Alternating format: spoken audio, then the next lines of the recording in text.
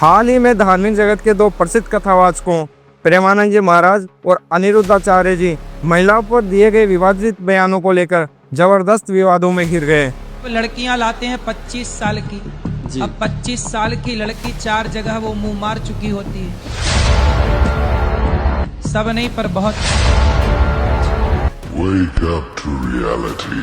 पहले के लोग 14 साल की लड़की लाते थे। माना कि मैं कोई 14 साल की लड़की ले आया, तो 14 साल की लड़की जब मेरे संग रहेगी वहाँ घर पर, तो मैं उसे बेटी की तरह लाड़ करूँगा, वो मुझे पिता की तरह लाड़ करेगी, पिता की तरह मानेगी, और धीरे धीरे वो अपने माँ बाप का हाव भाव, परिवार का व्यवहार भूल कर वो इस परिवार में रम जाएगी कि नहीं। और फिर वो लड़की जो 14 साल से आपके घर में है, वो क्या धोखा देने की सोचेगी। अनिरुद्धाचार्य जी की एक वीडियो क्लिप सोशल मीडिया पर वायरल हुई, जिसमें उन्होंने गांव की आम भाषा में लड़कियों के चरित्र पर सवाल उठाते कहा, गांव की आम भाषा में चरित्रहीनता को मुंह मारना ही कहते हैं। उनका कहना है कि उनकी पूरी 6 मिनट की बातचीत में से केवल 30 सेकंड की क्लिप वायरल कर दी गई, जिसे उनके शब्दों को संदर्भ से हटाकर पेश किया गया।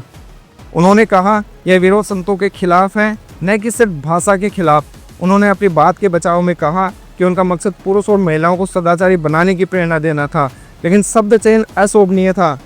अनिरुद्धाचार्य जी ने आगे कहा कि सनातन धर्म को बदनाम करने की साजिश चल रही है। इसके बाद प्रेमानंद जी महाराज भी विवाद में आ गए, जब उनके एक निजी वार्तालाप में महिलाओं को लेकर कहा गया, आज के समय में 100 में से मुश्किल से 2-4 लड़कियां ही पवित्र होती हैं, बाकी सब बॉयफ्रेंड गर्लफ्रेंड के चक्कर में पड़ी हुई है। यह वीडियो भी सोशल मीडिया पर खूब वायरल हुआ और लोगों में उनके खिलाफ नाराजगी बढ़ गई। कई लोग उनके प्रवचनों को सुनते हैं, लेकिन इस बयान ने उनके प्रति असंतोष पैदा किया।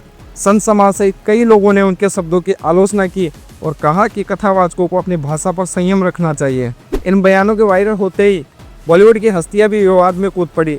दिशा पटानी की बहन खुशबू ने कहा कि उसने अनिरुद्धाचार्य के महिला विरोधी विचारों के खिलाफ आवाज़ उठाई थी, न कि प्रेमानंद जी के खिलाफ। सोशल मीडिया पर बहस तेज हो गई। कोई इन बयानों को महिलाओं की स्वतंत्रता पर आघात मानता है, तो कोई इन्हें समाज सुधार की नीति का हिस्सा मान रहा है। विवाद के बाद दोनों संतों के समर्थन और विरोधी अपनी अपनी दलीलें दे रहे हैं। संत प्रेमानंद जी के बयान को समाज सुधार का प्रयास कहा जा रहा है, वहीं अनिरुद्धाचार्य जी के बयान को महिला विरोधी करार दिया गया है।